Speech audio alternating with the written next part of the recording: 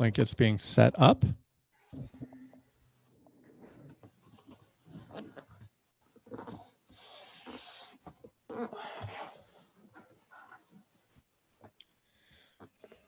It says we are live. All right. Oops. All right. Hearing it doubly now. 1,000 plus runners in the 51st JFK. There's a link, Zach. Let me just post this. Okay. Let me, so that's the link.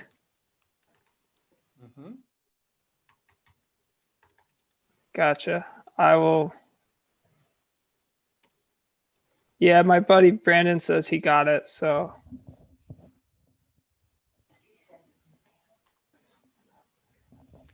This is so professional.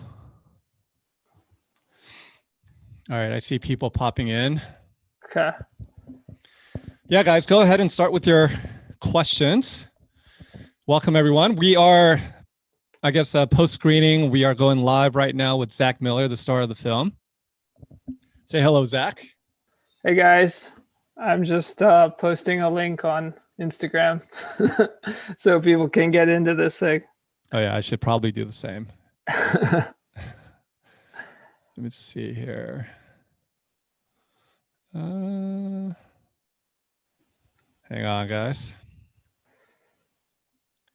Thank you guys for all your kind words. All right, let me figure this out here.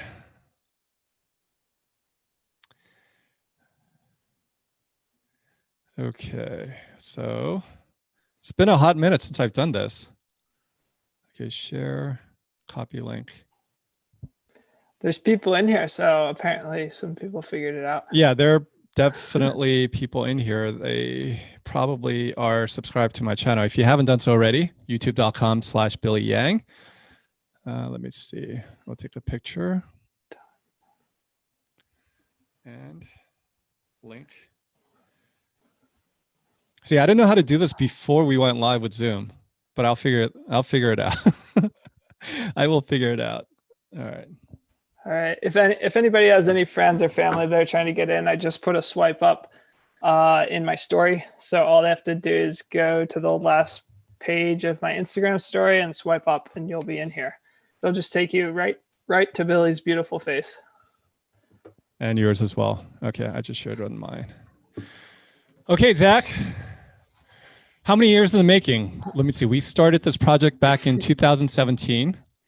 And I want to say that, like many of you, I am a fan of Zach's first and foremost, which is why I wanted to help share his film. So we'll get into the genesis of that. And I know a lot of people have been waiting patiently and asking me all the time, seemingly all the time, like, where's the film? Where's the film? And we'll get into all of that too, and then get caught up on how you're doing these days. And I know you've shared a little bit about your recent injury as well. So all that stuff. But Zach, first thoughts, post-film. We captured about 2+ years. Well, I guess technically about 7 years of your running journey. How are you feeling seeing your life just flash and being shared all over YouTube? It was good.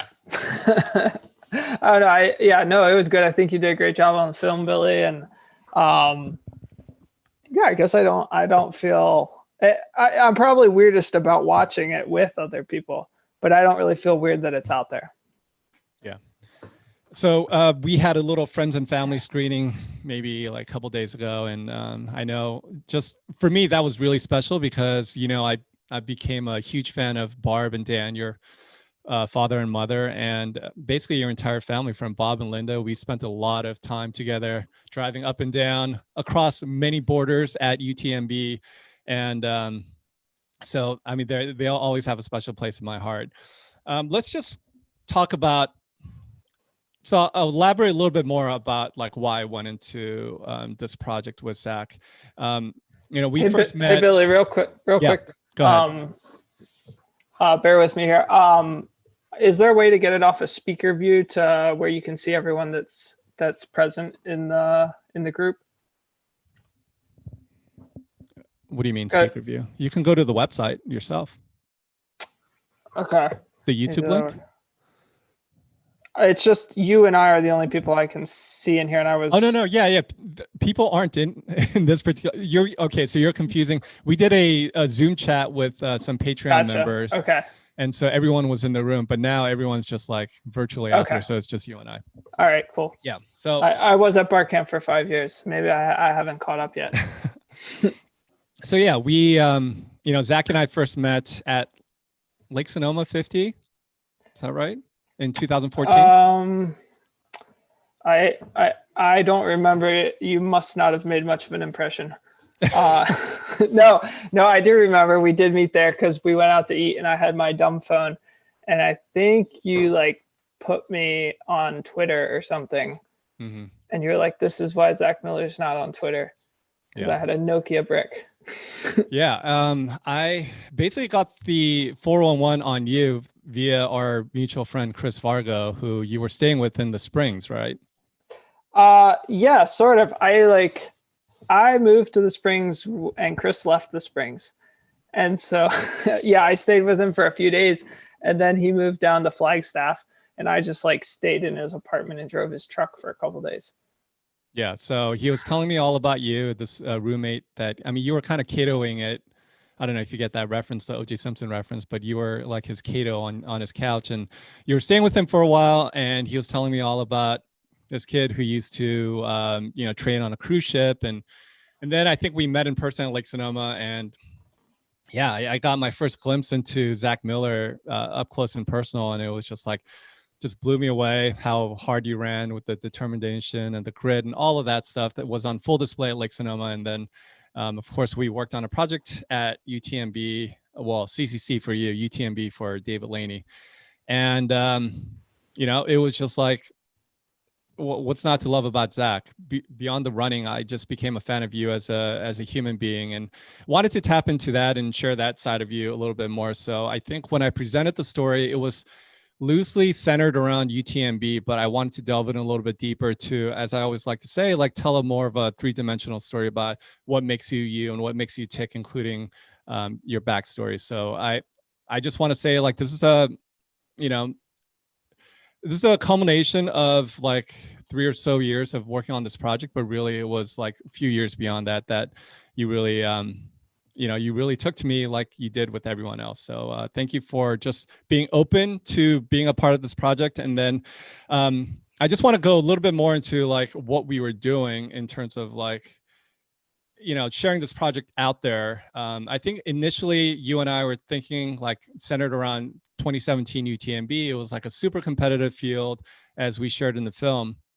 But, the finish wasn't quite what we had hoped for. And then as much as UTMB became your proverbial like white whale, it became mine in a sense too, because the part that really ate away at me was like, okay, if I finish up this film and say you got like 9th place or you DNF'd or one of those finishes, and then we release a film and then you became like the first American male to win UTMB, that would have eaten me. That would have eaten away at me until the rest of my life. So I think you and I behind the scenes, we kept talking, well, like, should we go back one more year? Should we keep going back? So that happened for like a couple more years. And then I think you and I were talking about doing a premiere at Lancaster back in April between Easter week and Heiner week. And then of course the pandemic happened, and, we were talking theater. I really wanted to like present you front and center with a bunch of people to share the story and, like just have you be front and center and have the adulation that I think you rightfully deserve. And that quickly went out the window when 2020 and the pandemic hit. So here we are. We finally saw it to the finish line, decided that, no matter how much we waited, the pandemic was not going to clear up, and that meeting in person was just not going to happen. So here we are doing it virtually. So hope you guys are still able to enjoy it. And this is the best we can do at the moment. So thank you guys for being patient on the project. That was my long-winded upfront thing to set everything up. And now, Zach, let's talk all about you. There's nothing else to talk about. No, I just wanted to set everything up because I think people kept going like, when is the film coming out? When is the film coming out? And we'll definitely go into the Q&A portion of it too. But No, just wanted to set that up. I'm just kidding. Like we should we throw in some random topics. Like there's so many other things we could talk about. Like we could talk about like squirrels or something. So the film is out. We are at the conclusion of our little story. Welcome everyone, by the way, and go ahead and post your questions. I also want to say thank you to Buff and to Nathan, Sergi Munoz in particular, who was really, I could say, instrumental in helping see this to the finish line as well. So we did the why, we did the white whale, and we talked about the delay in the project. So let's just go back to the start. JFK 50. We've covered the story here and there, and it's kind of well known, but just talk about how that set you up on your ultra running journey and what you remember from, like expectation wise, what you thought towing the line. Yeah, I mean, I think like JFK really was more or less the beginning of everything. Not my first ultra. Like there are a few details that weren't gone over in the film. It would have taken forever. My first ever ultra was actually the Music City Trail Ultra in Tennessee. Mm-hmm. And my second ultra was the Bootlegger 50K, which I think I ran about 2 weeks before JFK. Which is kind of something I wouldn't do nowadays, like run a 50K 2 weeks before a 50 mile. But it just kind of shows like where I was at in my sort of non-existent Are you career. Sure about that? Didn't you famously run the Mont Blanc like 4 times prior to, I forget which year, like 2018 or 2017? Well, yeah, but that was just training. That wasn't a race. Go ahead. I'm sorry.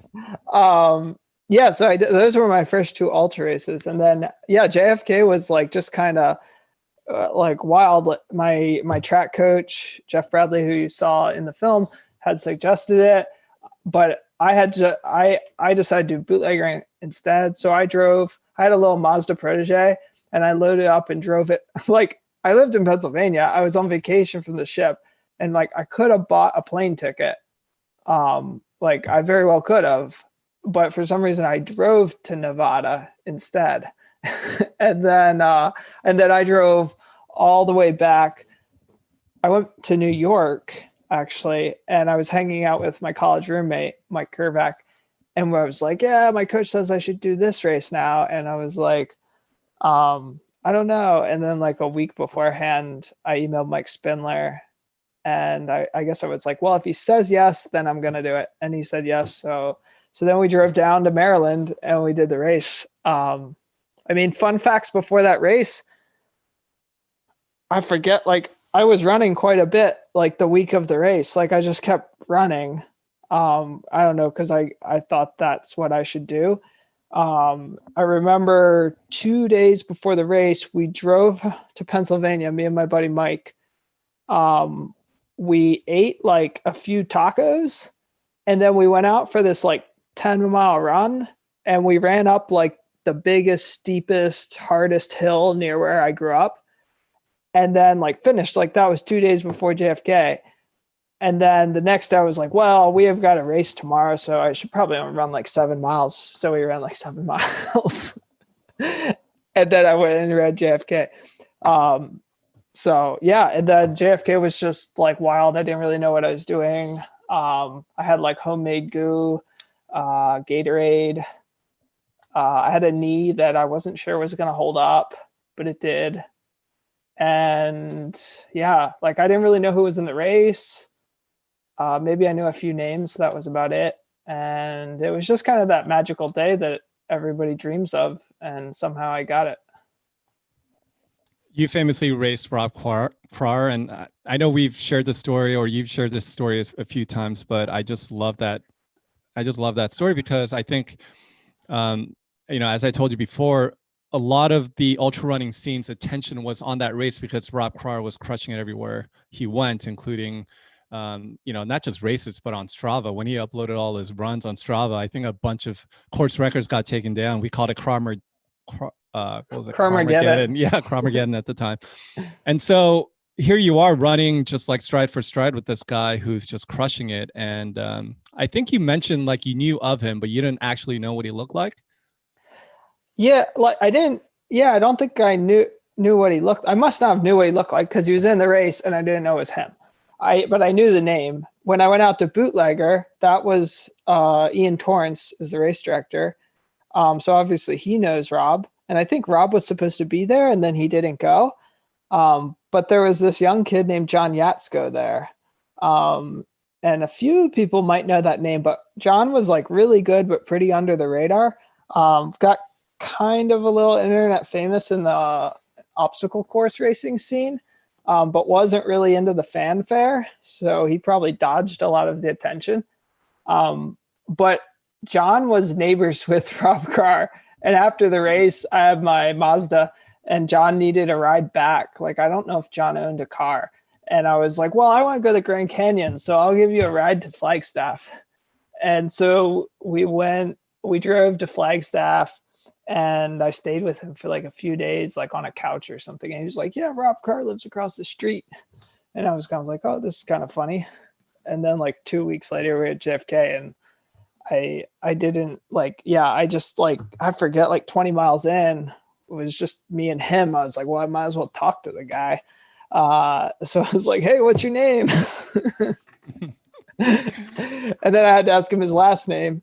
And then once he told me his last name, I kind of like, you know, was a little shocked and had to kind of like fumble to like apologize. Okay, so you won the race, you got interviewed by I Run Far, you got this media attention, and then it was shortly thereafter that you got signed as a professional athlete, right? Yeah, I mean, it's kind of like, when do you consider yourself a professional athlete? But yeah, I signed a Nike contract, and you know, I wasn't making my living off of running, but I was a sponsored athlete. Tell me about that whirlwind year, because I mean, look, you didn't just get free gear. You got a stipend. You had teammates.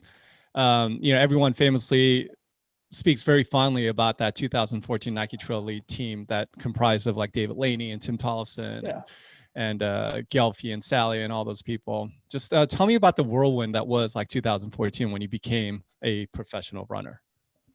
Yeah, 2014 was awesome. I mean, it's funny to think back. Like when I worked on the ship, I remember my mom would ship me things, and she'd like send me like running magazines, and I think there'd be like a trail running magazine, and I'd like look at it like probably with awe, being like, oh, like this is so cool. But that was like how not in the scene I was. It was just kind of like this thing in a magazine that, you know, I wasn't really a big part of, other than I went out and ran trails. And yeah, so then when I got a Nike team, I mean, pretty much all those memories are so good. Like, I've had a lot of great experiences with sponsors and everything, but like that initial Nike team was the dream team for me. Like, I think largely just because of the people on that team. And for most of us, it was like our first or it was like our first sponsorship, more or less. I mean, not for Alicia Shea, you know, or Alicia Vargo now. And not for David Laney, actually. He actually ran for Brooks Hanson's, which a lot of people probably don't know. But for many of us, you know, I think it was pretty much our first go. And it was just kind of this fun, youthful team. And I feel like I more or less clicked with just about everybody on that team, which was pretty incredible. And so that whole 3 years was just like, you know, it was amazing. And like you said, I had the support of a travel budget and things. And now I'd be like, oh, a race like Transvolcania, like that I watch on YouTube, like I can actually go there now. And I remember like, I think Laney and Gelfie like went the first year, and it's like, hey, we can do this, you know, we can go to UTMB. Like it just opened up a whole world of possibilities. Yeah, I think not a lot of people may know this, but the initial film about the 2015 CCC and UTMB was supposed to be about that team camaraderie and that team dynamic. And then one by one, people started dropping out. at flying overseas because of injury or for some other circumstance. So it basically got whittled down to like you, Lainey, Gelfie, Sally. I want to see if there's anybody else I'm missing. Oh, Tim, of course. Yeah. Yeah. But that like first time experience of all that new stuff was just like such an awesome ride. Like, I mean, it was like, I don't know, like when you're a little kid and like the first time you can actually enjoy Christmas or something. It was like that. Like I remember showing up to Lake Sonoma. Like when I went to JFK unsponsored, my buddy and I got probably like a cheapo room at the Red Roof Inn, which was like alternative would have probably been like sleeping in the back of his pickup truck, and I showed up to Lake Sonoma and John Medinger was the race director, and he like put me in this like fancy little like winery house that was like all to myself.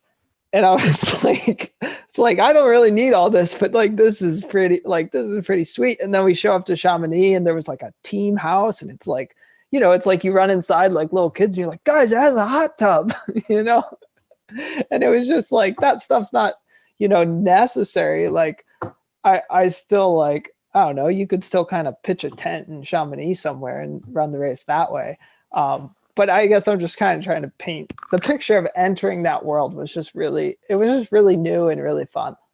Yeah, I finally remember the chalet in Chamonix. We'll get to that, but I want to, you brought up Lake Sonoma, and I distinctly, one of my fondest early memories of you was when you held up this giant Ziploc bag that literally looked like crap, but was that the homemade goo that you're referencing?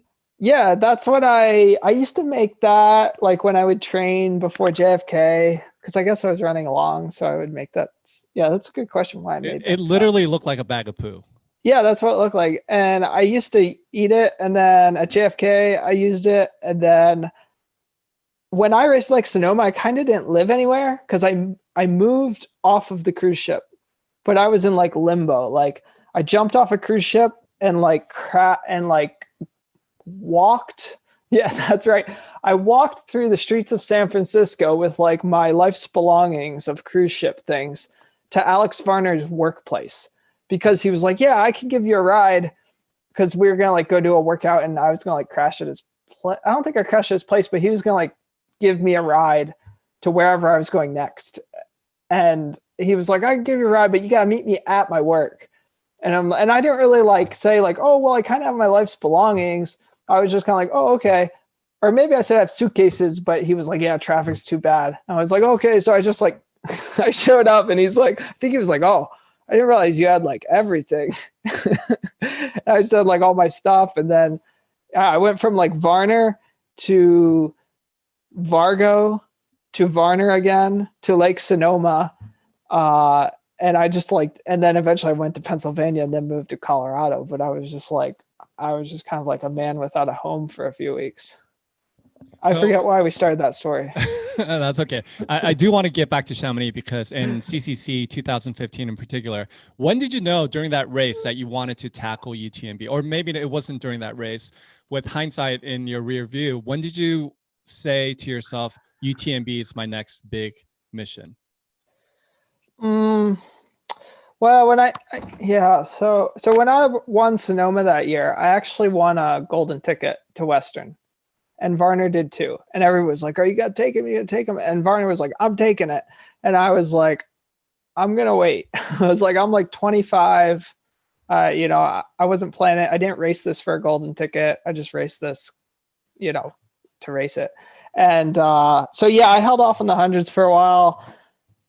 Actually, when I ran CCC, probably like a month before CCC, I actually wrote to UTMB and was like, I would kind of like to switch to UTMB. Can I switch to UTMB instead?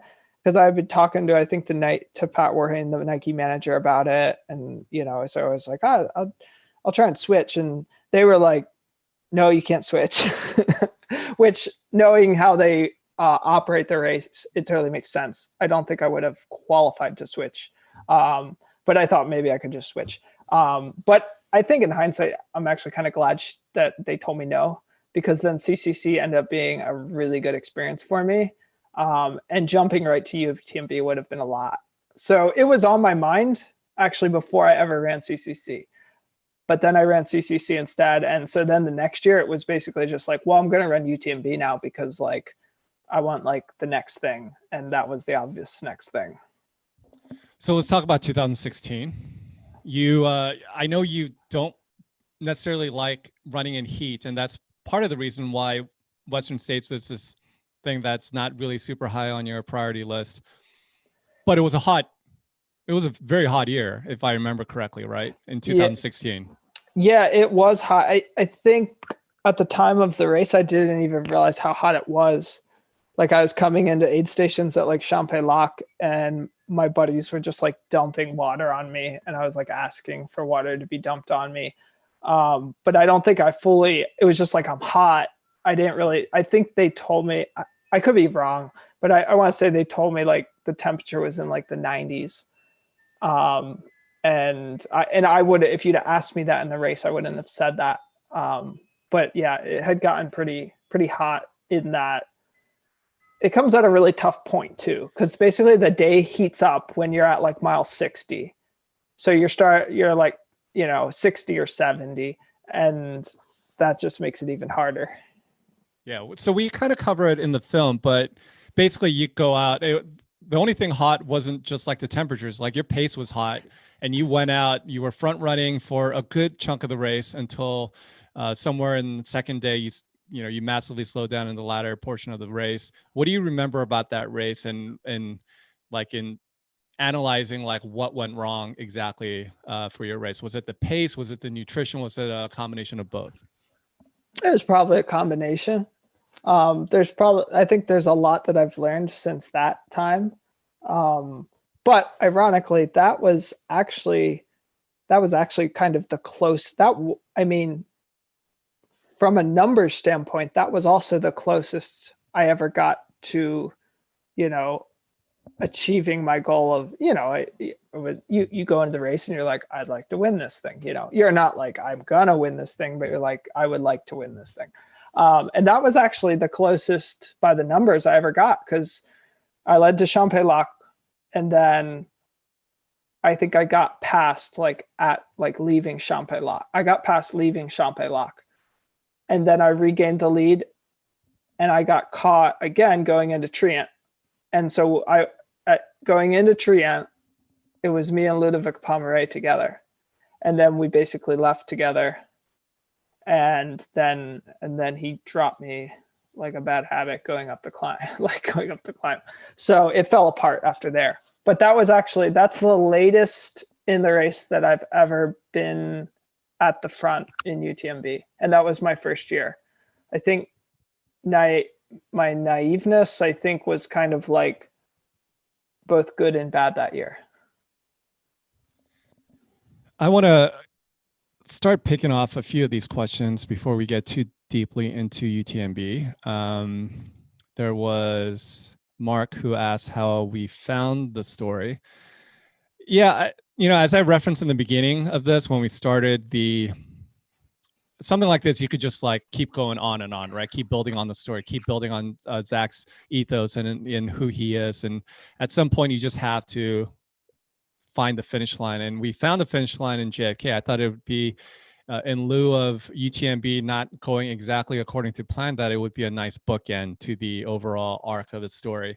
And then of course, it's just ultra running in a nutshell, right? Like Zach and I were talking about this like a couple of hours ago, just the imperfection and the unpredictability of ultra running in general. It's just like, it would have been awesome if he won JFK again 5 years later, and it would be the perfect bookend. But he lost to Jared Hazen, and he came in second place, and it's just like, oh, it was so close, but not quite there. And it was just like, all right, well, at some point we do have to like call it a wrap. And so I think that's where we decided, JFK 5 years later, let's just cut it there. I thought we called it because Jared's a fellow Pennsylvanian. We just said, oh, Pennsylvania good won. Enough. Yeah, good close enough. enough. Good close enough. 1-2. Let's see. Oh, dying to know what injury you documented. Okay, Zach, you want to talk about the hamstring injury at JFK 2018? Oh yeah, why it looks so terrible. I mean, I've actually probably looked kind of similar after some other races, but that one was a little extra. So, yeah. So when we were running JFK that year, the conditions were like they were really tough. Like the first year I ran JFK, people were like, "Oh, it was cold and it was windy. They were bad conditions." Those were like that was like a mild spring day compared to what Jared and Senseman and I raced in that second time.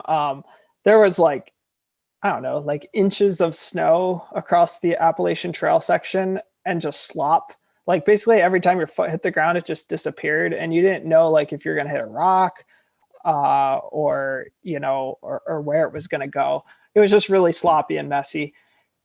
And I remember probably about like 6 miles in, like not far after the top of the first climb, I felt like a tweak in my left hamstring. And I didn't panic. I remember I was just like, oh, that's not ideal. Like that was my reaction. I was just like, oh, that's not ideal. But I just kind of kept going because it really wasn't that bad. But kind of the last surface you want when your hamstring is tweaked is a slippery surface. And that was basically all I had for the next 44 miles. So I ran the rest of the race. I didn't necessarily feel like it was slowing me down a lot, but I do remember in like the last 8 miles, it was really painful, but I just kept going. And then I crossed the finish line and I hugged Jared. And I like turned around and I looked at the back of my leg, and there was this like baseball sized like ball of swelling at the top of my gastroc, like the top of my calf. But it was obviously my hamstring that hurt like crazy. And I actually, watching the film, I was like, you can actually see that. Like you can see the ball on my calf if you look. And I never got it actually checked. I did get checked for DVT which I actually just had one recently. What's DVT? It's a deep vein thrombosis, which PSA, if you ever have a cramp in your calf and your foot gets all funny colored, and it won't go away, you should go to the hospital and get checked for DVT. Otherwise you might die, which is why I got checked after JFK, because I swelled from like my hip to my foot. Like it was like the Michelin Man, and it was all like purple and whatnot. Do you still have that photo? Can we share on your Instagram story after we're done here? Yeah, we can share it on. That was pretty Instagram. grotesque. Yeah, and it probably doesn't do it justice, but we can share what we've got. So, but that time I didn't have a DVT. I just had a really messed up hamstring, which I didn't get checked further. I just kind of let it heal, and it did heal. But it was incredibly painful. I was in really bad pain for like a week. And then it did get better. But yeah, that's the injury that we documented in a really long roundabout way. Kevin asked, I assume you're asking me, how do you afford to do this full time? Could he be asking you or could he be asking me? Kevin, if you want to clear that up. I have other clients in between like more personal passion projects. So that's how I answer. And Zach, I have very supportive sponsors. So a lot of thanks to the North Face and Buff and Nathan, who both had a lot of support for this film, and then Goo as well, and my hometown runpa.org. So all those guys help keep me doing what I like to do. Lisa Sweetman asked, Zach, how did it feel to watch the film? What was your overall reaction? Got into a little bit of that, right? Yeah, of too much. I think Billy did a great job. The first time I watched it, I was a little distracted. My niece and nephew were over. Friends and family viewing. Yeah, friends and family viewing. And then this afternoon, I actually sat down alone and just watched it by myself in the quiet, and took it in a lot more. And I texted Billy afterwards, and I was like, "That was awesome. You did a great job." So big props to Billy for all his hard work. Elizabeth asks, how did living at Barcamp affect your training? So this is a question that you got quite often. And yeah, living at 10,000 feet directly out the gate, I can imagine it's, especially if you're talking about running groomers in sunny Lake Sonoma or, the North Face, could be challenging finding like similar terrain and elevation to kind of like train properly for it, right? Yeah. And while I have this chance, I'm going to clear a few things up. Just so the people aren't misled, Billy. Yes. There were a few things you made me do that I wouldn't normally. So a friend texted me who watched the film, and my friend Sam, and she said, "What the heck are you starting your watch for?" She's like, "I knew that had to be faked." And I was like, "Well, I do sometimes start a watch, but Billy might have also specifically asked me to start my watch that day, the morning where I left. And two, I don't want anybody to think I'm a slacker. I don't walk off the porch at Barcamp. I run off the porch. But I remember Billy wouldn't let me. He said I had to walk the first few steps of my run. So don't be thinking that I walk those first 5 feet. I always run off the Barcamp porch, at least like if I have a clear path and all. So. All right, that was very important to make clear. Now answer the question. So training at Barcamp, it's definitely a unique thing in that you're trying to train for ultras and run a circus at the same time. So that's a creative way of saying your plate is very full. So you kind of had this wild Barcamp thing full of hikers and overnight guests and cooking and cleaning and wood chopping and, compost shoveling and chopping ice and keeping water into the cabin in the winter and like all search and rescue and emails and taxes and all the behind the scenes, like basically everything that keeps Barcamp running, like 95% of it happens at Barcamp. There is some very, very important work that happens down in town with a board of directors, but the majority of things like reservations, they take place at Barcamp. So you're doing all of that with some very helpful coworkers, which I had some wonderful coworkers. And then you're trying to train at the same time. So it's like a super interesting dynamic, super convenient in that the second I went out my door or off my porch, I was on a trail, which led to like hundreds of miles of other trails. And I was at 10,000 feet, 10,200 feet. I could be above tree line. I could above tree line in just a few miles. And I basically just like the whole Pikes Peak National Forest was just like at my doorstep. So that was incredible. But, balancing the two is a lot. And like I said, I had really awesome coworkers, really awesome employers that were very understanding with what I was doing. And that did help. But it was like some days you might go out and train for several hours and come back and the search and rescue pagers go off. And now you're going out for like 3 to 5 to 6 hours trying to find somebody lost in the snow. So I remember one year I ran North Face 50, and then like the week after, where you're usually trying to do like nothing, a week or two after, I was out on like a search and rescue call that I think started at like, I think I left the cabin at like 8 p.m. and got back at like 3 a.m. So, not exactly your ideal recovery, but we were moving slow. So I guess that helps. But yeah, it was an interesting dynamic and a lot of physical labor too. So, and 10,000 feet, it's different up there. Recovery is different.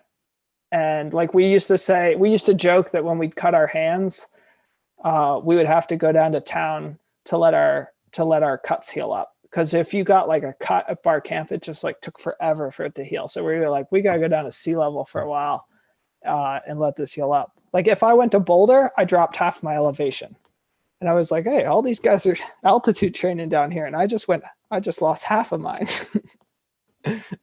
Yeah, I can attest to that. And it was a challenge from a logistical standpoint to even get there and to do some of the filming because I had bags of gear, if you remember. Yeah. And I had to basically buy a ticket on the COG, which is this train that runs basically to the summit of Pikes Peak.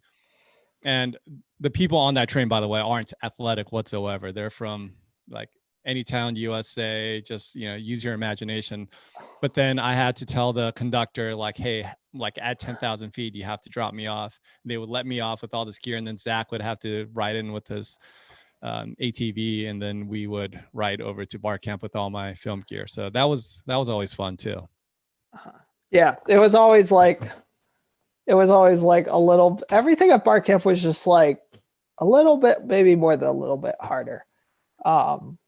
But it was always like an adventure, trying to do everything up there. And that was what was so fun about it. Somebody asked where they carted you off to. Looked pretty painful. Yeah, that was, there was a room full of beds and we were just, Zach just kind of got a cot and we recovered. And that's where we shot the last scene where he was about to pee into the bottle because he was rendered useless basically after that race. So, Dreama says hi. She says she saw the screening with Brandon, Melissa, Sam, and Addie and Archie. Awesome. Awesome. Yeah. Thanks guys for watching. I gotta get back out and see you. So, yeah, let's just catch everybody up. There's a lot of questions about travel plans. There's a lot of questions about the future, and your plans about, like working with youths and reaching out to future generations, like wherever you want to start with that, just catch everybody up on maybe the injury and then the short bus. Yeah. Yeah. So I've had a rough go the past few years. So some racing and some training, but a lot of it like not pain-free and a lot of it not what I would say is on my game. Like definitely putting in a lot of effort, but just not feeling things go the way they should. Basically I've just had really cranky feet for the past couple of years. I had some other hiccups here and there, but it's mainly been a feet issue. I say feet because it was a bad plantar fasciitis issue on my right foot that then was joined. My left foot must have felt left out. It was then joined by my left foot with like a more mysterious issue. And then eventually the plantar fasciitis got better, but I still had this cranky left foot. And finally this fall, after like several attempts of like several cycles of like rest, treatment, PT, ramp back up, think I might be getting over it, and then I don't, try it again, and then I don't, like several cycles of that where like see improvement, cross my fingers it's going to go all the way, and then it just doesn't go all the way. Just left me really frustrated. So I finally went and saw a doctor, and then I saw another doctor, and then I talked to another doctor, and I got imaging done. And years ago, I had been told I had a slight Haglund's deformity, but we redid imaging and found out I had a pretty prominent Haglund's deformity, which is for people who don't know, it's basically where your heel bone just grows an extra piece of bone out the back, and it puts pressure on like your bursa and your Achilles tendon. It basically just makes your foot really angry. So my doctor, Dr. Brian Crispell up in Philly, said, let's take this thing out. And I was in agreement. So December 2nd, I had Haglund's surgery. Good news is mine didn't require detachment of the Achilles tendon. So sometimes I actually have to detach the Achilles tendon, like take it, like open, sever it, take it apart and like go in there. Mine, they just went behind it. My surgeon said he barely touched my Achilles tendon. He did say when he sliced my ankle open, the bone popped out. Like the bone growth was big enough that it just like poked out. So I was like, oh, okay. So I guess it was significant. But he was real pleased with how it went, and now I'm just recovering. I've never had surgery before for something like this, so I don't really know exactly what I'm supposed to be feeling, but I see myself making progress. So I'm happy about that. And I'm starting to do a little bit of stationary biking, not much, but a little bit. And just supplementing with like other arm cardio activities and building my bus. So when I got home back from Barcamp, I bought an old people bus or a short bus and spent about a month trying to get rid of the old people smell. And no, no. Oh, was that the previous owner? Yeah. Well, so the previous owner was a construction guy, but he didn't have it very long. And before that, the only owner was like an old folks home. So like I had it, and my sister Ashley got in it, and she's like, does it smell like old people? She's like, I think it kind of still smells like old people. But anyways, I've been building it out into like a little, van life home on wheels thing. So if you follow me nowadays, that's probably mostly what you get. I'm not running right now. So basically you just get bus stuff. So I'm not really like running Instagram right now. I'm more of like a bus build Instagram, but hopefully people like that. So how close is it to launch? Well, it's road legal. I'm going to drive it tomorrow. I got to host a virtual New Year's Eve event with my buddy, Matt Lipsy, like an East Coast trail running, Ian Golden. If you guys know Ian Golden, his website, we're going to do a virtual event. Me and Matt Lipsy are going to host it. So that basically means who knows what's going to happen. I'm going to drive it up and we're going to try and host it in the bus.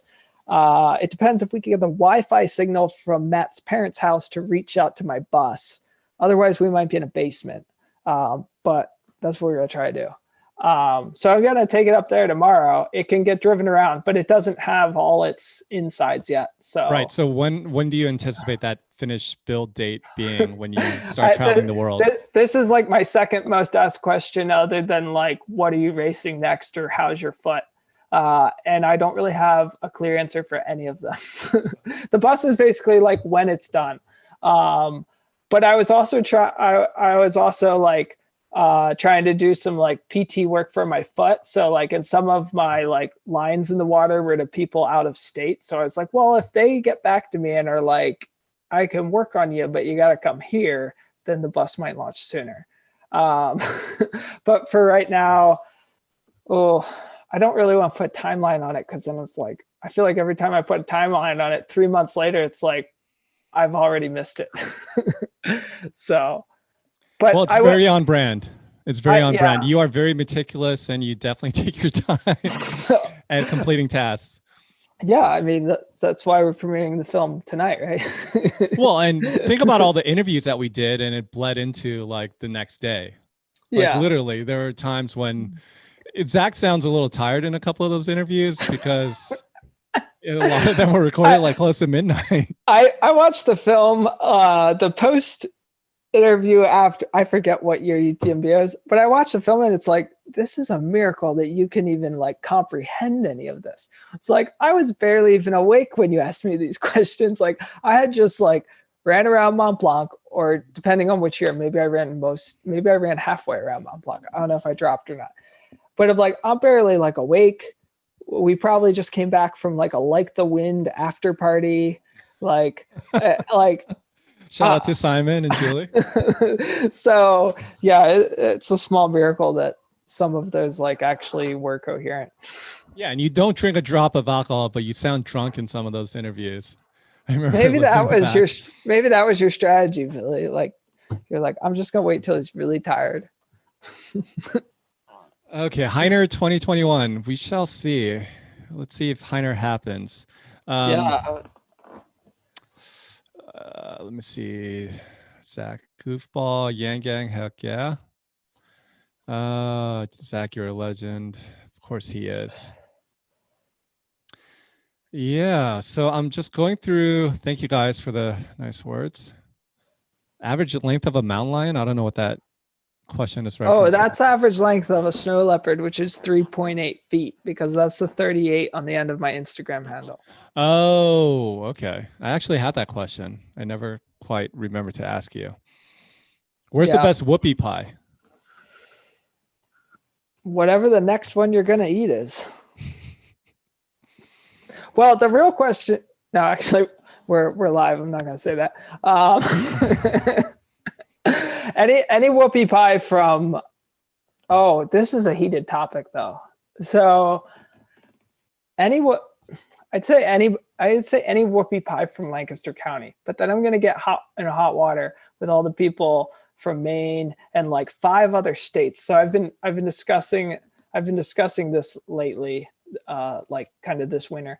There's like 5 states that claim the Whoopee Pie is their original thing, and it's kind of crazy. But if you get your Whoopee Pie from Lancaster County, it's gonna be good. Zach, we talked about personal projects on our last conversation, but maybe with this larger audience, what do you anticipate? Like, if you were healthy now, would there be like personal projects you'd be checking off the list? Oh, I like to think so. Yeah, I mean, I have like so we just had like the greatest gift, like, that we've ever been given, in that we had an FKT year instead of a race year, which was like really, really awesome. Like usually like we're all going around running these races and trying to carve out time to do a cool FKT that is basically the same effort as a race, because like the FKTs are getting so fast and they're so long, most of them, or some of them. And we just had this year that it was like nobody could go anywhere, race in your backyard, do an FKT, like be a hermit. And I missed FKT season I guess I ran a hard rip on the Conestoga Trail here in Lancaster County. So it's not like established FKT. It's like my one, I'm on Strava. It's my one run. If you go to my Strava, there's one run. It's like 122-mile out and back run on the Conestoga Trail. I was just like, I'm doing it. Boom, it's up there. And then I haven't like really touched it since. But yeah, there's a lot of things in my mental list of things I'd like to do if I was healthy, which I have a lot of time to think about right now. It's stuff like the Pemby Loop up in the Northeast, the Presidential Traverse, rim to rim to rim in the Grand Canyon. The Nolan's line is probably one of the ones that tugs the hardest and is maybe the best use of my bus once it's finished. Let's see what else. I mean, the Wonderland Trail was hot this year with Debo and Caitlin Gerben, and Narrow Green Arrow, who finally ended up with that FKT. So those things, and the Adirondacks High Peaks record, which is probably one of the most under the radar things in the US, but I think is probably one of the gnarliest FKTs out there.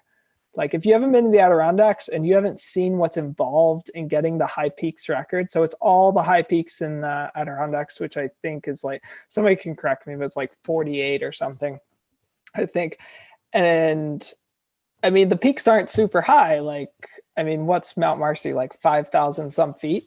So you're like, oh, that's nothing, until you go out there and see it. And you're like, these people are made of nothing but steel and grit if they can do this like all day. Like, I think, I remember, I don't want to butcher who owns the records right now, but like those Northeast folks are stout. So this is a common question, and it's centered around the theme of the film. Chad Adams wants to ask, how do you push yourself when it appears you're running full bore all the time? I guess it's like the Matt Carpenter theory. Like if it hurts, speed up. Which is not, if it hurts, you often push harder and you don't always go faster. You just hurt more. But I think some people get this perception that there's like no gauge of, like there's no governor on me, which maybe they're right. But I've tried to explain before to people that like I do run a race sometimes and have like some gauge of what I'm doing. Like it's not just like the wheezy bit that you see at the end of that North Face 50 race. It's not that for 50 miles. But it is sometimes a pace at like mile 10 that I'm like, this feels kind of stupid. Like, I don't know. I'm not sure what's going to happen if we keep doing this. But then we usually just keep doing it. And so then I just find out. And like on a good day, it just gets super, super painful with like 15 miles to go. And then I just dig in and gut it out. And on a bad day, it basically just blows up and I either don't finish or I fade way back.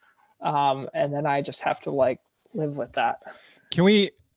Okay, we're gonna talk about this because the most famous example, at least to me, and the lore of Zach Miller happened at Grand Trail Le Templier in France, which, it was like 2014.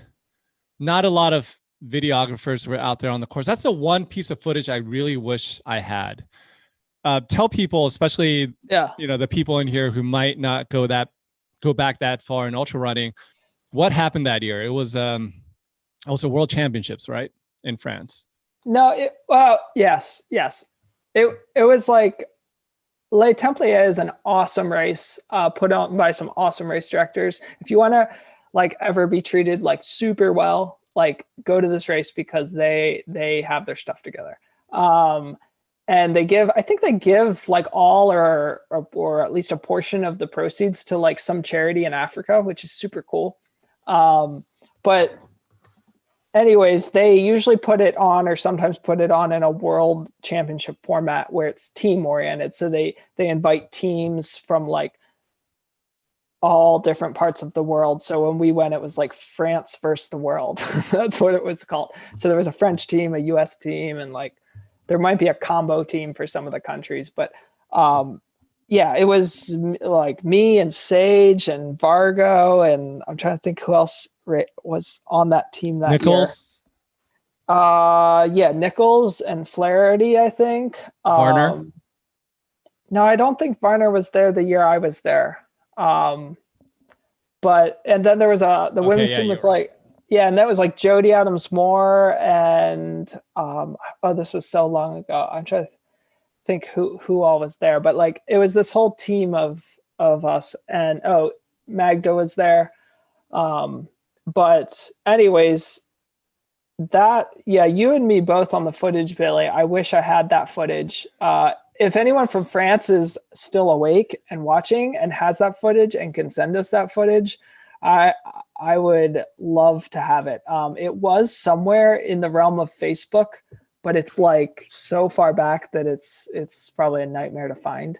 But basically, I led that race for a long time.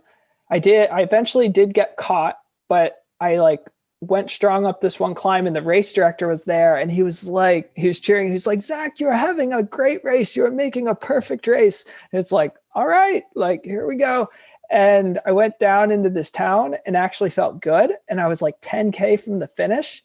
And I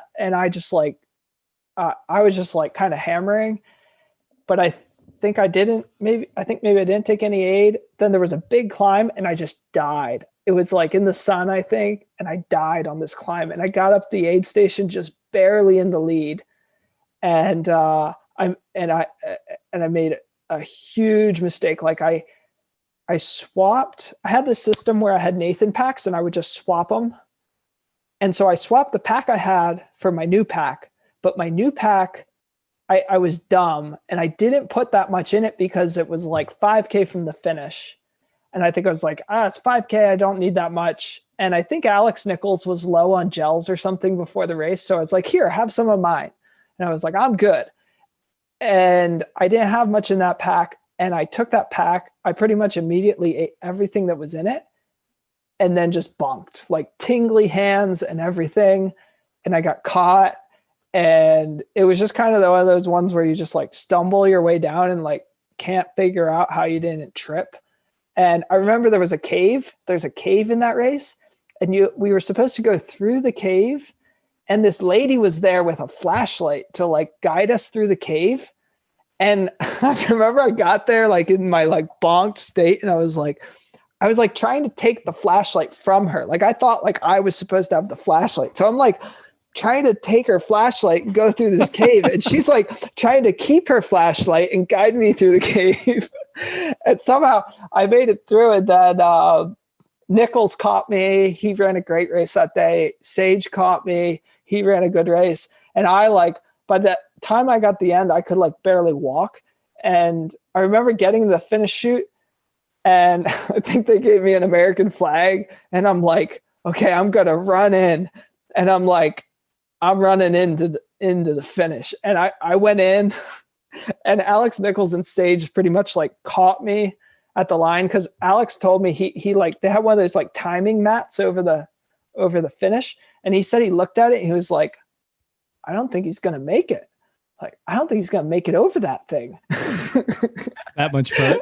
Yeah, I don't think he could climb that 2 inches.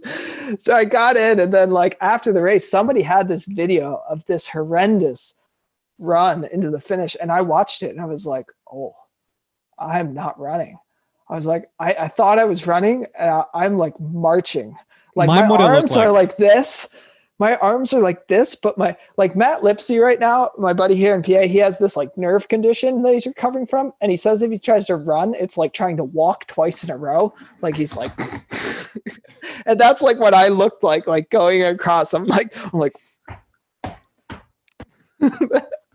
and in my head I was running, but it was the greatest loss of my life, because the French people loved it.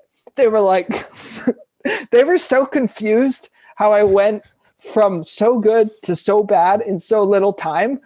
It blew their minds. But they were I don't know. They showed so much love and support that I was this is awesome. Let's go back to a different part of France in Chamonix in 2017. We talked about it in the film. That was the year when it was arguably the most competitive mountain ultra field ever assembled. You had Francois Dehaene, who ended up winning, Kilian Jornet, Jim Walmsley, Xavier, Pau Capel, Dylan Bowman. The list, Tim Tollefson, obviously, the list goes on and on. Tell me about that year in particular, when it was a miracle, because usually names end up dropping out left and right. And I think Luis Alberto was the only prominent name that really didn't make it to the start line. But everybody who was on that list made it to the start line. And it was just a venerable who's who of international mountain ultra racing. What was it like to stand there and look around and see all these big names towing the line with you? I was probably really nervous. No, it was awesome. It was what are the chances that we get all these guys on the line at the same time? Because you'll have years where it's oh, they're look, it's so stacked, everybody's registered, until you get to race day. There'll be 20 of the world's best. Until you get to race day, there's 4 of us, because it's just a brutal sport, and people get sick or hurt, or what there's some life thing that comes up. But that year, pretty much, you're right. Maybe Luis wasn't there, which he's he's probably one of the guys that intimidates me the most in the sport. I tell people, Luis Alberto is if you stand on a start line with him, you just expect him to look down at you, because he's really tall. So you just expect him to turn his head, look down, and be I will destroy you in this Terminator voice. But he's actually the goofiest guy. Yeah, this really nice goofy guy. He's like the Terminator when he's in the race, with his poles of death, he's an Olympic biathlete. Yeah, he's very well put together. He will just destroy you with his poles, but in person, he's just I'll see him and I'll be hey, can we have a picture? And then he'll be yeah, and then he'll be can we have a picture? it's oh, cool, this is real. And then it'll be yeah, my ankle hurts, I can't race today. And it's oh, he's totally human. but yeah, that race was just so stacked, and that was fun to be a part of. I guess nerve-wracking, at least for me. I go to UTMB and Tim Tollefson will be oh, I'm not nervous. He's just calm and collected. And I'll be I've been nervous for the past week and a half. Yeah, then that was the year where you had some back issues as well, because you slipped and fell. That was the year when you were deciding between Hard Rock and UTMB. Yeah, that was the year I got into Hard Rock. Then Bill Duber was still with us at that time, and he really wanted me to run. And I it was just like a dumb run down the bar, not a dumb run, but like just a day down the bar trail where it was like not enough ice to justify micro spikes, but just enough ice to still slip. Not that I'm very good at wearing micro spikes anyways, but in my defense, it wasn't really that icy of a day. And I just like hit this patch in the wrong spot and like didn't even fall down, but twisted in a way that was like apparently really messed up my back. I mean, either that or all the running I did after I did it really messed up my back, probably the combination. And then it took forever to heal, and it wasn't 100% at UTMB, but I was still able to like run. I had a fight in me, but I didn't. I was certainly hampered by that injury that year. Let's go back to some of the questions here. Julie Powell asked, what do you miss most about living at Barcamp? So people who know me well, I don't do well with the miss me question. Like I'm not someone who sits around and be like, oh, I missed that. You know, it's like a rare feeling for me. I just kind of move on. Like I do something and then I do something else. And, you know, other people are like, oh, I really missed that. And I'm just like, oh, I'm doing this now, you know? So, but I mean, I guess maybe I kind of miss like the people. It was so special to see the people. Like I was thinking about like Nicole Norton the other day, who is this woman who would come up. She's a retired woman who would come up every Monday morning at like first thing in the morning, like even before we're open sometimes. And, you know, she'd come in and we'd give her coffee, or we'd give her hot chocolate. She would get hot chocolate. We'd give her hot chocolate and we'd chit chat with her. And, you know, just like seeing those people, and my running friends that would come up and, you know, we just like chit chat about running, or like, you know, Tina Mascarenas would come up and I would just give her a hard time, you know, just because some people, that's what you do. You just give them a hard time. And you know, it's just those things were really special. And, you know, I don't have that anymore. I also can't run the tree line before sunrise and just watch the sunrise, which is, you know, or go out to like Adamant Rock, and which is like half a mile, and catch a really great sunrise. So, you know, those things are different. But I'm enjoying where I am here as well. So, but I maybe I won't say missing, but I am itching. I am itching to get back west.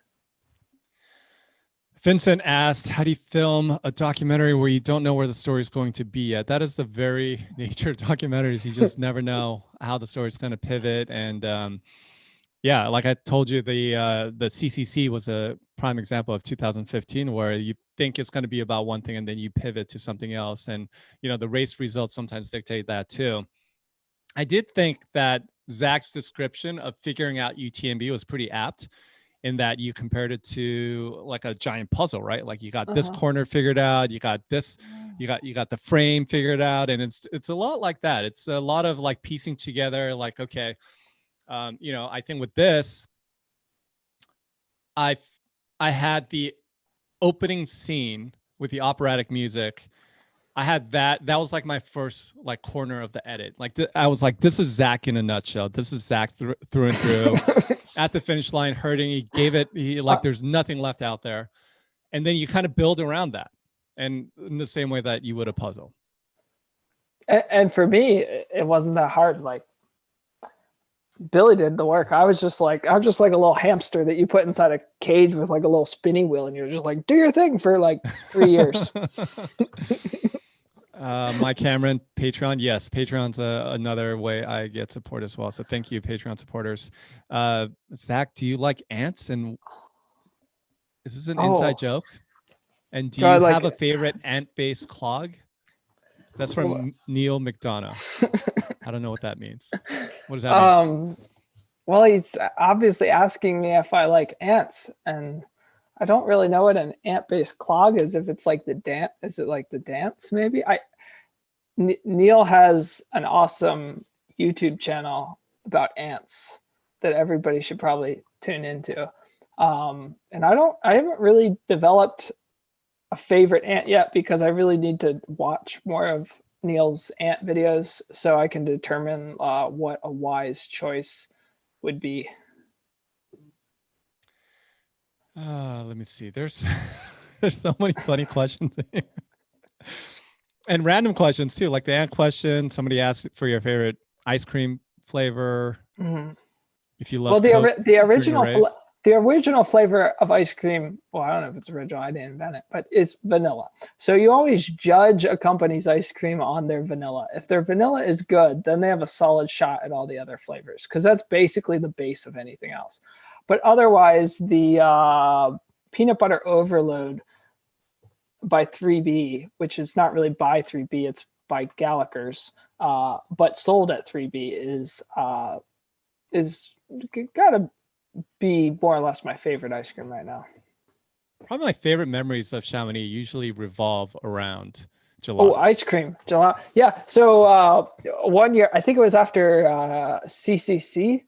So if you go, they always have that, like they have the sizes, like Yeah, like how many like scoops? in America, we usually have like 3 sizes, and they're all like more than any normal person needs. It's like American size 1 is like a little too much, and then it's like a lot too much, and then way too much, and those like are American sizes.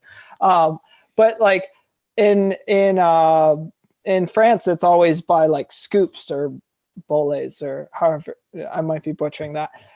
And I think it usually goes up to like 10, which is like you would share it with like a family, or like a group of friends would share 10 boles. And I think it was after CCC, we went and I got 10 boles, and I ate 10 boles. And Depo was there, who does a lot of like, he's like the voice behind a lot of the races in Europe. And so one year, Depo was trying to get me to come to Transvolcania. So he sends me this email. He's like, "Hi, Zach. My name is Depa. I don't know if you remember me, but we ate ice cream together in Chamonix. You a very large ice cream." and that was the intro of the email. It's like, oh, I know who you are. But it's fascinating seeing you put down food. It's almost equally as fascinating as seeing you run. Yeah, but I think Maggie Gutturl, Big's backyard winner, is just really disappointed that the chicken and the potato salad eating from Heiner did not make the film cut. Sorry, Maggie. We didn't even film the Philly taco experience when we went back there. Yeah, I need a second go at that because I'm severely disappointed in myself. Oh yeah, Billy DNF'd the Philly taco. I definitely did. And I cleaned up. I ate my Philly taco, and then I finished Billy's Philly taco. All right, tell people really quickly what a Philly taco is, or a Philly burrito. I call it Philly taco. So in Philly, I'm not going to remember all the exact places. No, I think I do. So in Philly, you can kind of do it wherever you want, but we go to Jim Steaks. You go to Jim Steaks and you get whatever cheesesteak you want, like Whiz-Wit or Whiz-Wit out. And then you go down the street to Lorenzo's and you get a giant slice of Lorenzo's pizza, which is like this big. Yeah, these things are giant. It's like, yeah, it's huge. And then you go in the street somewhere, like a park bench with a bunch of pigeons, and you sit there, and you can either fold, like if you're more of a taco person, or you can roll if you're more of like a burrito person, but you still call it a Philly taco. And you just put that cheesesteak in the slice of pizza, and you just roll it up. And you just roll it up until it's all wrapped up in the pizza, and then you just eat the whole thing. And you're supposed to finish it, but Billy didn't finish it. What would you guesstimate from a calorie standpoint? A lot. Yeah, like more than 3,000? Yeah, I don't know, maybe. Yeah, I don't know. I've played that game several times, and I think I always end up helping other people. Because I did it with Nathan, my sponsor Nathan. They used to be located in Philly. They'd take me for Philly tacos before I get on the plane, and I'd like eat mine, and then and then these other guys wouldn't be finishing their food, so then I'd have to like finish their pizza or whatever. All right, let's get back to running. Dimitri asked the old bucket list question. What races are currently on your bucket list? My bucket list? Well, I still want to go back to UTMB. I'm not sure what's going to happen with all the pandemic stuff going around, but a lot of people really working hard to get us in the right direction. So hopefully it happens. And then I got into Mount Marathon last year, and then it never happened. So I'm supposed to be in it this year. Oh, that's right. Yeah. I also just had foot surgery. That's probably one of the more risky races you could do right after foot surgery. So, but I would still like to run that race. Hard Rock, I'd like to run Hard Rock someday if I can get in again. And yeah, I mean, Western still has an appeal to me, but like Billy said, I've with the heat aspect and just kind of the style of races I like to do, I've kind of steered to some other things. But yeah, I mean, there's also some other really cool races in Europe that I've never tried. So yeah, there's a fair amount of things still on my mind. And lately I've been getting the question sometimes of like, with the surgery and all, like, are you like coming back to racing or whatever? And it's like, yeah, like that's why I got my surgery. Like I told this to my surgeon. I'm like, cause he asked me the same question. And so funny story, my surgeon and I actually met in the shower at JFK. Okay. Well, it's kind of a weird story. Like, so I was at JFK, I trashed my hamstring. I'm like really uncomfortable. I'm like, I gotta take a shower. So I go into this shower and I'm like taking a shower. It's like a high school gym or whatever. So, it's just like a free for all. And I'm in there and there's this other dude in there and he starts talking to me and whatever, like I do my thing and we finish up. Like I don't see him again this year here in like this fall. I go into the doctor's office to see this doctor who was referred to me by a PT and I sit down and he's like, we've met before. And I'm like, and I've met a lot of people, like through running and stuff. And so I'm like, oh, okay. He's like in the shower. And I'm like, he's like, we showered together at JFK. I'm like, oh, okay. Yes. I remember you, which it's, if that's, I knew who he was then, so it worked very well. But I forget why we even went down this path. But that's how I met the guy who did the surgery on my foot, which probably had something to do with what you asked me. Bill Brasky wrote, thank you both for the inspiring film. We watched it tonight with our 8 and 11-year-old, and we were super inspired by the story. That's awesome. I love that. Speaking of that, like Billy wanted to do a film tour. COVID doesn't really allow it right now. What I want to do is like, oh, this is going to sound creepy because I now live in a bus. But what I want to do is an elementary school tour where we take the film around and show it to school students. So if anybody watching is like a teacher or a principal or a guidance counselor or someone who's like, hey, I would love to show this to my kids, or I would love to do a virtual showing of this to my kids. I don't know if Billy's on board, but I would be into that. 100%. Yeah. So if somebody out there is watching and you would like to show this, to, I don't know, your whole school, half your school, your one class, your gym class, your cross country team, whatever it is, please reach out because I would have interest in doing that. Yeah, I've used this opportunity actually to do some virtual sessions with high school students and colleges. Yeah. Sorry, go ahead, Zach. Well, I was going to say, I'll drive my truck. I won't drive my creepy bus. But I might drive my creepy bus because like we might be able to go out and say, hey, kids, look, solar power, and stuff like that. So are you open to doing it virtually in the meantime? Yeah, totally. I mean, okay. Yeah. Yeah, I know Liz back east had mentioned that in our Patreon only chat, but we'll involve some other people too. They can reach out to you at what, Instagram, Zach Miller 38?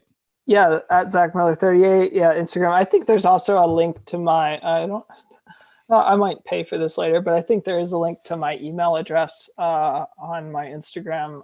There's also like contact info for my agent, Howie Kufleski. So if you get in touch with Howie, then Howie gets in touch with me. You don't have to go that route, but that's how some people get in touch with me. Yeah, shout out to Howie at Howie Management.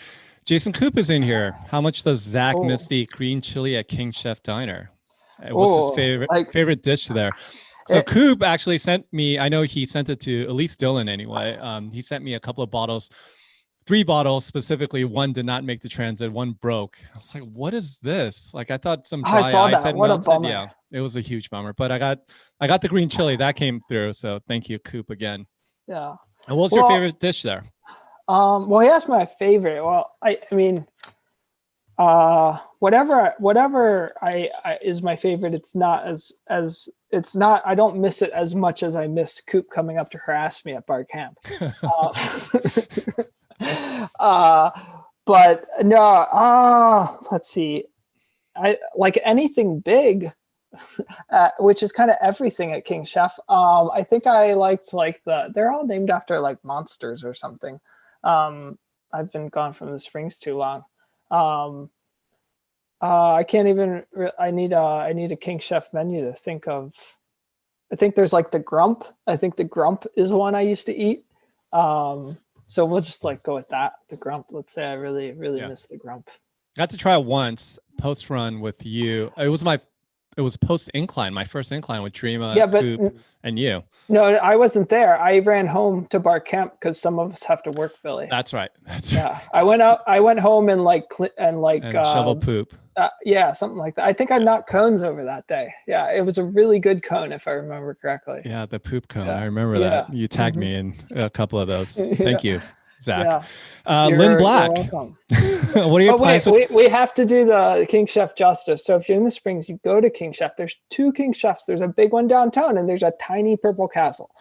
And according to my roommate at Barcamp, Mike, you've got to go to the tiny purple castle, which you might have went to the big one, and I normally go to the big one. But if you want a treat, go to the tiny purple castle one. It looks like a tiny purple castle. So, okay. Lynn Black, let's dive a little bit more specifically into the van. She is asking, will you live out of it, travel around, explore new spots to run full time? Like, what are you really envisioning with this short bus / van conversion that you're doing? I want to be able to be more mobile. Like I want to be able to just say, hey, I'm going to go to the San Juans for a week, and I want to be able to actually stand up in my living quarters rather than in the back of my Tacoma. And so I just say like, hey, I'll go to San Juans for a week, train on San Juans, or like, hey, I want to go scout the Nolan's line for 2 weeks and just go scout the Nolan's line for 2 weeks. Colorado is like super easy to do that sort of thing. We have so much national forest land and land that is just like up for grabs that you can just totally legally do that sort of thing. I want to do that. My buddy Brandon just bought a new house. Thanks, Brandon. You now have a driveway. I'm probably going to be in your driveway at some point. But hopefully not enough to charge rent or anything. Just to go for a run and say hi. And I want to be able to go out to other states too, have that freedom. One day I would like to drive all the way to Alaska. So it'd be awesome to take the bus. Like you can fly to Alaska, but it's like that's what I did last time and it was great. But it's like if you fly to Alaska, you miss like half the experience. Like you might as well the Yukon Territory. Drive all the way there. Yeah, it's like all the stuff all the stuff you would see. So yeah. I don't really if you can tell, I'm not much of like a 5-year plan guy. Like maybe I should be. I remember Laney one year with Nike, like we finished like multiple years of going to Chamonix and he was like, I forget, we got to maybe like the 3rd year and he was like, yeah, he's like, that was kind of my 5-year plan. Like, I'm not really sure what I'm doing next now. Like his plan was to like, I don't know, run these races for the next few years or whatever. And he was like, well, that was kind of it. So now I got to kind of figure out what's next. Okay, let's breeze through some of these because we should start wrapping it up here. Becky from China says hello. Big fan. Hello. Matt Sweat Out the Weed Lipsy. Is that his nickname? Yeah. Dreama said, Brandon asked, have you named the bus yet? Oh, I'm not much of a name. Like I actually just had this conversation the other day too. I've never named any of my cars and everybody's like, you got to name it. You got to name it. And like, sometimes I kind of feel like I should name it, but then part of me just wants to just do my thing and be like, no, I don't name my cars. So we'll see. The closest thing I would have to naming it would be Bud, mostly because, well, I guess I'm I guess I'm just kind of like a solo guy, so maybe I need a bud. But also mostly because my phone keeps auto correcting bus to bud, so it's just kind of, if I name it bud, then it's just easier. It's like, oh, the phone knows like what it is. How could you see yourself honoring and respecting a race like Big's Backyard Ultra? I don't know why those are in quotations. Reed Whitney. Maybe just because like some people don't really like view Big's, or well, I guess Big's is a race. I guess maybe just because they kind of like fall into that category of a different kind of race, or maybe what they're getting at is that I only seem to have one gear and that wouldn't bode very well at a race like that. So like, how do I translate going as fast as I can into a race that requires you to kind of go as, not necessarily as slow as you can, but just for as long as you can? Yeah, that's a good question. I think I would just have to take my efforts of like getting from A to B as fast as I can to like not stopping. I think that would have to be like more like just channel all that energy to that goal. Justice Marie asked, who do you think is the greatest ultra runner of all time that you look up to? That I look up to. Well, I think the absolute GOAT right now, and I didn't know all the ultra runners of past, like, like there were some super impressive feats that were accomplished, like, way back when. But I think of our time right now would be like Killian is just the king. Like, I mean, everything he touches, he turns to gold pretty much, I mean, he misses the boat sometimes, but like more times than not, he sails it right through those waves. Like, I mean, the guy is amazing. Like his range, what he can do, and he's blowing my mind with the stuff he's proving able to do on like the road and the track right now, like workouts that he posts. And I mean, more just hear of them through the grapevine, but of like even his 10K this year, like, I mean, I know there's guys that run faster 10Ks, like, but like still, I would, we used to kind of be like, oh, Killian, he's super good in the mountains, like he might not be very good on the road. And I'm like, no, the guy's actually pretty, like he's got wheels. So yeah, you're talking about decades upon decades of dedicating to the mountains and to just like, shift for a couple of weeks to training on flat stuff and pull out that kind of time. I think Killian's, yeah, I mean, I'm there, right there with you. Killian's a goat. I think it's maybe more than a couple of weeks, but like of the shift. But yeah, like it's incredible what he's able to do. Like he just, I don't know. You like do something and you think it's pretty good, and then you read something that Killian did and you're like, oh man, like this was child's play. And an amazing human being. I know it was a little, I don't know, not out of left field, but that scene where he helps you out with your bladder at one of the aid stations, I made sure I included in the film because it just displays what a, he's not just a competitor, he's a compassionate human being and he's a helpful human being. And it's just, there's just all around just a rad human being. And I love that scene for that. Yeah, I'm really glad I'm really glad you included that. Like that I don't think I asked Killian to do that year. We were just like in that aid station. He saw me struggling, trying to get my soft flask back in because I keep it behind me. And he just like jumped in and started doing it. And then the fans were great. They like saw it and they like started cheering and all. And it was a cool moment. All right, let's breeze through. Maggie says Titus loved this cameo. Oh yeah, Titus was in there. Yeah, Titus is Maggie's dog. Yeah. Shout out to Maggie and Titus. Let me see. And tell her we originally put Ryan in it, but then we decided it was a running film, so we had to take him out. I think you just did. All right. Well, let me see. I want to find some questions that aren't so obvious, or let me see. We're in Salida. Oh, what, can I ask a question? They can answer, right? They can talk back to you. Does anyone know who I was talking to on the phone at the end of the film? Because I'm actually like really stoked that Billy caught that. And it's super special, but I know Brandon knows because like I already kind of told him. Well, So if you look in the film, it was right next to you, the name, yeah. the dedication. Okay, well, I'll just throw it out there, and we'll see if sometime between now and when we wrap up, if it pops up on your screen that anybody figured out who that was.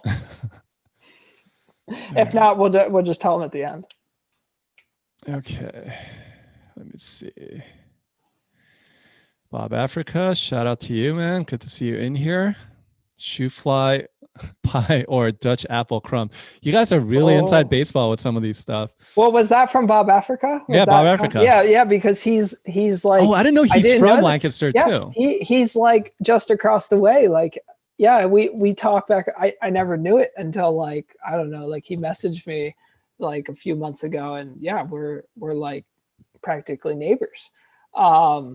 Yeah, shoe fly pie, or I think it's gotta be shoe fly pie. Like I'm a sucker for shoe fly pie. Yeah. All right. So everybody knew it was Super Duper. Come on. Like that was pretty obvious. Okay. And it was his name was right next to it. Okay. That was we lost Bill, when was it? Last year? Bill Duper? Which no, not last year, Billy. 2 years ago? It was I feel bad if I don't know the exact date, but it was in the spring, right around Georgia death race. How many years ago was that? Oh, I could probably tell you because I have, but yeah, it was maybe 3-4 years ago. There's a fantastic film that Solomon put out called The Fan, right? I think it's called The Fan or The Super Fan. Yeah, so we need to make sure that film has more views than this film, because that will make Bill, like that was like Bill's pride and joy, was to show people how many views his film had. So like every time you watch this film, make sure you go watch Bill's film twice. Yes. Because we need to, it needs to keep racking up of views. Yes. What was it called? It was either The Fan or The Super Fan or The Biggest Fan. Yeah, we could probably find it. Somebody pop in here and tell us. It was a beautiful piece by Solomon, just following Bill Duper and his story around and how he came to become a fan of ultra running. He was a fan of Zach's. Oh, here called you go. him as little guy. He called me the little man. Well, it's like a novel of a nickname, but he called me the little man with his hat on backwards, with his hat backwards. Yeah, and you guys had a weekly, sometimes bi-weekly, sometimes monthly conversation over the phone. It was just like a sweet thing. I wasn't. Yeah, I was the not ultimate fan. Thank you, Chris and Jan. Okay, I was not always as consistent with it, but yeah, Bill was very faithful in calling me, and I wasn't the only person he called. He called me. He called my buddy Brandon. I think he had like an entourage of people in Colorado Springs that he would just call on a regular basis. And then when he was in the hospital, me and my buddy Lonnie or Jonathan, we used to go in and visit him. Actually, the year the Eagles won the Super Bowl, we watched it with Bill. It was pretty special. We went to Bill's like hospice room, and we had this like little Super Bowl party with Bill. But Bill was in really rough shape at that point, so it was like it was a little hard too. But it's still a good memory. Okay. Bill would have died like 2018. Because I posted a picture from like after his memorial service, and that would have been like the spring of 2018. Yeah, he's a resident of Leadville, or he was, and there was a bench dedicated to him right outside the coffee shop. And Bill was, I met him all of one time at my finish at Leadville, and he came up to me. He was holding Coop's book, and I love telling the story. He's kind of showing me that he got it signed, and yeah, it was just, he was an awesome dude. And I know Coop was really close to him as well. And he was a sweet man from that one or two, actually twice. Yeah. I met him at Hard Rock and then talked to him again at Leadville. Zach, what can I say? It was an awesome past however many years that we got to, like travel and stay together in Chamonix and back home to Lancaster, to Barcamp. Just I hope I did your story justice. That's really the main reason why I did this, is that I think that your story, and it continues to be one that deserves to be shared and told, and just like what makes you on the race course, but also like when you're not laced up and doing things that you're doing, like the talks that you gave out to Jeff Bradley's charitable organization with the bikes back in Lancaster, just all the stuff that you're doing, below the radar that doesn't really get highlighted and talked about. So I hope in some small way that the film featured some of your more philanthropic endeavors as well as your just athletic pursuits. So yeah. Well, thanks, Billy. And and I often feel like I wish I would do more. And I'm hoping that with my shift away from Barcamp, I can find a rhythm in which I can do more things outside of for like those philanthropic things. So, that's on me to follow through with that. But I would like to make that, a bigger part. Right now with COVID, I guess you have to just be a little more creative with it. But yeah, Billy, thanks for all your hard work. I mean, aside from making me walk off the porch and start my watch, I think you did a pretty good job. No, I mean, my mom watched it and she was like, "Billy, you captured my son." So that's a very high compliment. And I watched it myself too, and I was like, "Billy, you did a great job with this. I felt good about it." So, but yeah, I would like to say a really big thank you to Nathan, the company, Nathan Sports, and Buff as well. Should we share that bit of news? Well, I think that's I think we'll hold off there, but I would like to say a really big thanks to those guys for supporting the film. Yes. For anyone that knows, filming at UTMB especially is not the easiest task, logistically or financially, just because of the way the race is run. It's an incredibly it's a really well run race, but given all of the stuff that goes with it, it's not the easiest race to film. And so Buff and Buff especially, they were present there at that race, being a European sponsor, and they did a lot to help us make this possible, because there were a lot of clips in there that would be hard to get without some outside help. So a big thank you to those guys, Sergi Munaz and Pau, which is not my teammate from Buff, Pau, but although thanks to him too, Pau, who works for the Buff company, and so many other people at Buff. It's really quite a family business there, and they saw that Billy and I were well taken care of in this process, and Nathan did the same with Maggie Guttural when we took our trips to PA and things, welcoming Billy with open arms and making sure that we were well taken care of and greeted and things like that.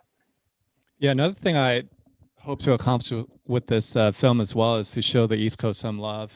I know the East Coast doesn't nearly get enough of the exposure. They don't quite have the, all the 14ers that we have towards the western to, Colorado Rockies range area. Yeah. But there was some phenomenal running. Like I said, I really wanted to go there. Part of the reason I wanted to also show it in in Lancaster during that week is so that I could run Heiner the following weekend and try it out race. Because it looked cool. Yeah, it's a great race. And people ask the bus question, and that's crossed my mind too, that maybe with the bus I can highlight some of the great stuff on the East Coast, because I'll have the freedom to travel, and if I travel and post and do some cool routes, maybe we can expose some of the great stuff here. But then again, sometimes it's a secret training playground, and you don't need to tell all the secrets. So just final thoughts. We're a couple days removed, at least here in the States anyway, we're a couple days removed from, flipping of the calendar to the new year, 2021. Looking back this past year, everything you've dealt with, everything everyone else has dealt with, do you have any, bigger thoughts about, as you reflect back on this year, on your injury, on your faith, anything you want to kind of delve into as a parting thought? Well, the thing that pops in my head actually is a thing that Jason Coop actually says, and Coop is just a friend from the Springs who heckles me, gives me a hard time for not knowing the names of the trails, but I do know my way around. I just don't know what any of the trails are actually called. Um, and he uses the line, "It doesn't always get worse," which is kind of comforting and like kind of a bit of a downer all at the same time. But it's like, well, it could only get worse for so long. Like eventually it's got to swing the other way, right? So like, I know it's been a heck of a year for 2020, but I think hidden in there, there's been a lot of cool things. I've loved seeing the creativity of, stuff like this. Not that we really jumped through a ton of creative hoops for this, but like just like I loved Halloween when people were building like chutes for candy and like I don't know, parachuting their candy to people, and like that was just awesome. Like, Yeah. and families are connecting, and sometimes more often, than they would have. And like with the North Face, our North Face team has been in touch like more than we ever have, because we just have like these massive Zoom meetings all the time. Like, so that's been great. There's been some great stuff. So I'd say like, don't miss the good that's been there. Remember that it doesn't always get worse. And like, sometimes life is just an ultra, and you feel like I did leaving Champé Lac, like, well, pretty much every year. And you just kind of got to trudge on for a while. And you'll eventually make it to downtown Chamonix, where there's 10 scoops of gelato and all that good stuff. Yeah, I always say about this past year, it was definitely a one-of-one. And there's almost, I don't want to say privilege. I don't know what word I'm looking for here, but there's a fascination if you can kind of zoom out and look at the uniqueness of what we got to live through, and what we're still living through to this day, admittedly. But there's almost an appreciation from a historical standpoint, from a very macro standpoint of like, oh my God, like you get to tell your kids and your grandkids what 2020 was truly like. Yeah. And to be able to do that as like a one-of-one year is kind of special, I guess. So yeah, that's something, if you want to put a silver lining or positive spin on it. Yeah, but it's also crazy to think back in history. Like I heard a comparison of like, I forget but they were just comparing like a certain generation that they were like, well, these guys would have had like the First World War, and then the Second World War, and then the Great Depression, and it probably have this stuff not exactly, right? Like, I mean, the Second World War did come after the first one, right? But but like there were some generations that just had like thing after thing after thing after thing, and it gives you a great respect for them, and then also comfort in that, like, hey, they made it, we can make it too. So like, I don't know, I've still had like, I've had my ups and downs in 2020, but I see some pretty bright spots in mine as well. All right, I think that's a good place to end things.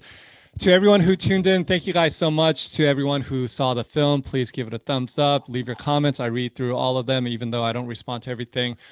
To Zach, the Millers, the Kohlers, to everyone involved, Sergi, my Patreon supporters, everyone who had some small or large stake in this project. Thank you guys so much from the bottom of my heart. It means a lot to both Zach and I. And just continue to share and watch the film for motivation. I know I will.